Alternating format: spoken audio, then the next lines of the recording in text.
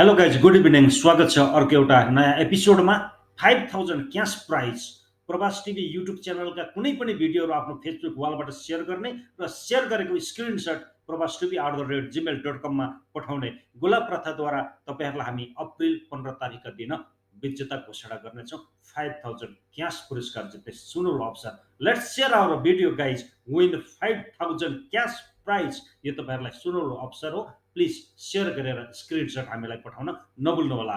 आज हामी विशेष गरी डेनमार्क सिजनल वर्किङ भिसामा कसरी एप्लाई गर्न सकिन्छ अर्को एउटा कम्पनीमा अस्ति मैले एग्रो जबमा आधारित रहेर तपाईँहरूलाई सिकाएको थिएँ।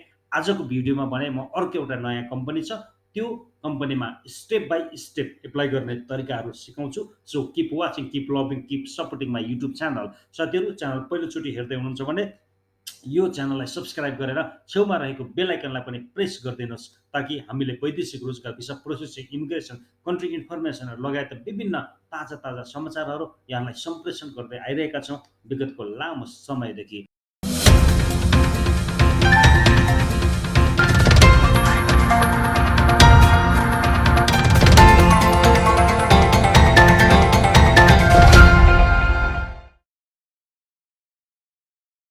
साथीहरू सदा चाहिँ भिडियोलाई एउटा टक्क लाइक गरिदिनु होला र सोसियल मिडियामा सेयर गरिदिनु होला। सेयर गर्दाखेरि पुरस्कार पनि पाइन्छ नि त अब होइन। सो लागौँ आजको विषयवस्तुतिर। नयाँ कम्पनी डेनमार्कमा सिजनल वर्किङ भिसामा कसरी एप्लाई गर्ने। साथीहरू सबैभन्दा पहिला यहाँहरू गुगलमा जानुपर्छ। गुगलमा गइसकेपछि तपाईँहरूले एसएलएफ डेनमार्क भनेर हान्नुहोला। ओके, त्यसै गरी यहाँ गइसकेपछि तपाईँहरूको यस्तो एउटा इन्टरफेस आउँछ साथीहरू, यहाँ हेर्न सक्नुहुन्छ। एकदम भेरी सिम्पल छ होइन। यो नयाँ कम्पनी हो, नयाँ कम्पनीले तपाईँहरूलाई हायरिङ गर्न सक्छ। यो एप्लाई गर्नलाई घरमै बसेर गर्ने हो, कहीँ कतै जानु पर्दैन। ओके साथीहरू, अब म धेरै लम्बाइ चौडाइ कुराकानी नगरिकन प्रोसेस कसरी गर्ने त, एप्लाई कसरी गर्ने यो कम्पनीमा त्यतातिर यहाँहरूलाई बताउन गइरहेको छु। प्लिज भिडियोलाई सदा चाहिँ अन्तिमसम्म हेरेर साथ दिनुहोला। पहिलो स्टेप भनेको तपाईँहरूले आफ्नो सिभी अपडेट गर्नुपर्छ। यहाँ सिभी अपडेट गरिसकेपछि उनीहरूले हेर्छन् र उनीहरूले हेरिसकेपछि यो कम्पनीले जुन एसएलएफ कम्पनी छ यो कम्पनीले त्यो डेनमार्कमा रहेका विभिन्न कम्पनीहरूसँग सम्झौता गरेर तपाईँहरू बिच एउटा मिडल पर्सनको चाहिँ भूमिका निर्वाह गर्दछ। भनेपछि यो कम्पनीमा डाइरेक्ट हामी काम गर्न जाने होइन, यो कम्पनीले डेनमार्कमा रहेका विभिन्न फार्महरूसँग सम्झौता गर्छ र तपाईँहरूलाई जब दिलाउन सक्छ। कुरो यति नै हो। ओके, सिम्पल छ। अब अरू विषयमा 1 देखि 2 महिनाभित्र चाहिँ तपाईँहरूलाई लान सक्छ प्रोसेसिङ टाइम। ड्राइभिङ लाइसेन्स छ भने एकदमै तपाईँहरूलाई बढी सपोर्ट हुने रहेछ। त्यसपछि ड्राइभिङ लाइसेन्स छैन भने पनि इट्स ओके, नो म्यान्डेटोरी भनेको छ यहाँ। त्यसै गरी 37 आवर्स पर विक तपाईँहरूले काम गर्न सक्नुहुन्छ यो कम्पनीमा। अब जाउँ इमेल कसरी गर्ने। ओके, यहाँ तपाईँले अपलोड योर सिभीमा जाने। यहाँ गइसकेपछि रजिस्टर योर सिभी भनेको छ, नाम लेख्ने है। अब म एकजनाको फर्म एप्लाई गर्छु है त। सपोज जय बहादुर गुरुङ, उहाँ चाहिँ बुटवलमा बस्नुहुन्छ होइन। करेन्ट सिटी कहाँ हो? ल, करेन्ट सिटी रूपन्देही राखौँ। ओके, त्यसै गरी करेन्ट कन्ट्री नेपाल राखौँ। मेल ID pravastv@gmail.com।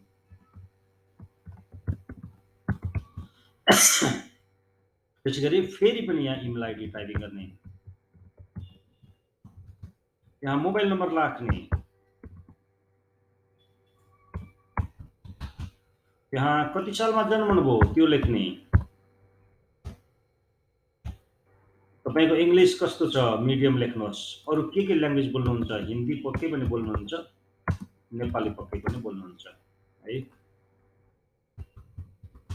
Hindi and Nepali. Okay, so education in farming के तपाईँले पढ्नु भएको छ, कृषि लिएर पढ्नु भएको छ भने यस गर्नुहोस्, नत्र नो गर्नुहोस्। अदर एजुकेसन कति पढ्नु भएको छ, जस्तै 12 क्लास छ भने 12 क्लास लेख्ने।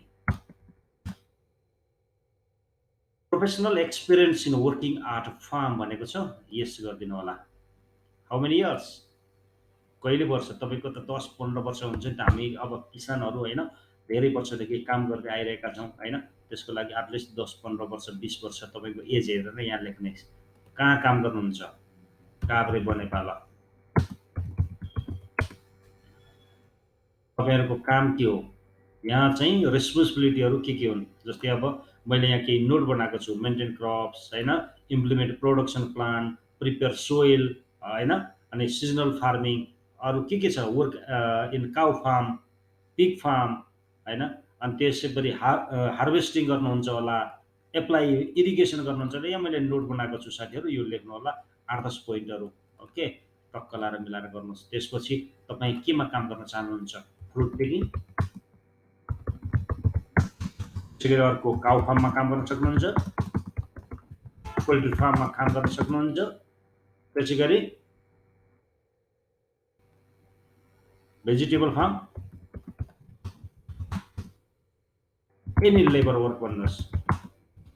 ओके, त्यसपछि कहिलेसम्म तपाईँ जान सक्नुहुन्छ, मैले 1 महिनाको डेट राख्नुहोस् भनेर सल्लाह दिन्छु। 20 अप्रिल 2023 भित्रमा तपाईँ जान सक्नुहुन्छ। जुन दिन एप्लाई गर्दै हुनुहुन्छ 1 महिना पछिको डेट राख्नुहोस् र यहाँ फाइल अपडेट गर्ने, तपाईँको सिभी अपडेट गर्ने, जया बहादुर गुरुङ सपोज मैले यहाँ एक्जाम्पल दिएको। त्यसपछि अर्को कभर लेटर पनि तपाईँहरूले यहाँ हाल्नुहोस् होइन।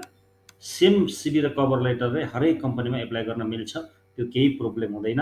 यहाँ एउटै सिभी र कभर लेटरले एप्लाई गर्न मिल्छ भन्ने क्वेसन छ, यस मिल्छ, तर त्यहाँ कम्पनीको नाम नलेखिकन ओपन कभर लेटर बनाउनु होला। ओके साथीहरू, सो कमेन्टमा लेख्नुहोस् डियर हायरिङ म्यानेजर होइन, I am very much interested to come and work at your company for this summer season।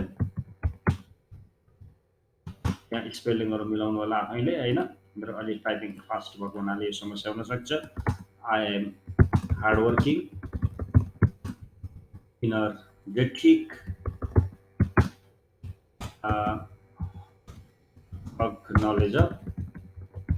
knowledge of soil preparation, fertilization, cultivation होइन, अनि त्यसै गरी हार्भेस्टिङ, फ्रुट पिकिङ, अरू के छ, फ्रुट पिकिङ इटिसी भन्नुहोस् है। अब यो स्पेलिङहरू आफै मिलाउनु होला यहाँ प्लिज होइन। अनि त्यसै गरी अरू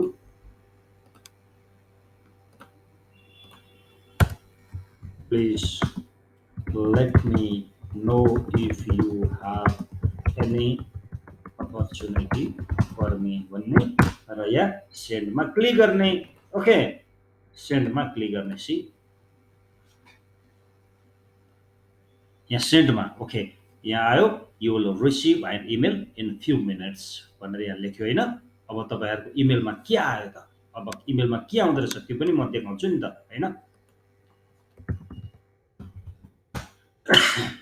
खुगी लगाइरहेको छ हौ मलाई।